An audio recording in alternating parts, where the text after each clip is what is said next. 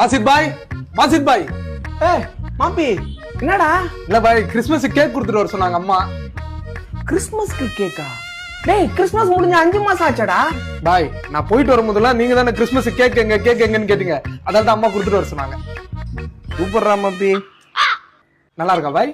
ஏய் சூப்பரா இருக்குடா. பாய், இன்னைக்கு எதுவும் பக்ரீத்தாமே, பிரியாணி எல்லாம் தருவீங்கன்னு கேள்விப்பட்டேன். மாப்பி, பக்ரீத்துக்கு வந்து கறி தான்டா கொடுப்போம், பிரியாணி எல்லாம் கொடுக்கறது இல்ல. பாய், மட்டன் பிரியாணியா பாய்? மாப்பி, வீட்டுல இருக்கிறவங்களுக்கு மட்டும் நல்லா செஞ்சிருக்கோம். சரிங்க பாய். இல்ல அம்மா கேக் கொடுத்துட்டு அப்படியே பிரியாணி கொடுப்பாங்க, வாங்கினோடானாங்க. வீட்டு வாசல்லே நிப்பாங்க. அம்மா சாப்பிட்டு 6 நாள் ஆச்சு. ஏய் இல்ல மாப்பி, நான் இதுலயே பிரியாணி எடுத்துட்டு வரேன். பாய், அந்த டப்பால எப்படி பத்தோம்? நானும் அப்பா அம்மானு 5 பேரும் இருக்கிறோம்ல, நான் பாத்திரம் எடுத்துன்னு வந்திருக்கேன். அப்படியா? சரி கூடுறா மாப்பி. ஒரு செகண்ட்.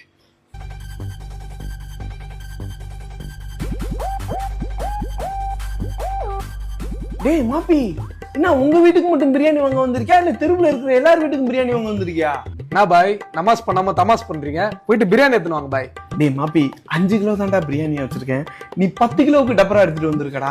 ஒன்னும் பிரச்சனை இல்ல, இப்ப 5 கிலோ கொடுங்க, பேலன்ஸ் 5 கிலோ ரம்ஜானுக்கு கொடுங்க, சிம்பிள். இந்த கேக்கு தானே பிரியாணி கேக்குறேன், இந்தா அந்த கேக்கு நீயே வச்சுக்கடா. பாய், பாதி கேக்கு தான் இருக்கு. சாப்பிட்டேன்டா. இல்லப்பா, நான் உனக்கு வாங்கி தரேன். பாய் பாய் பாய். நான் கொடுத்த கேக்கு எனக்கு அப்படியே வேணும். எப்படிரா? கக்குங்க.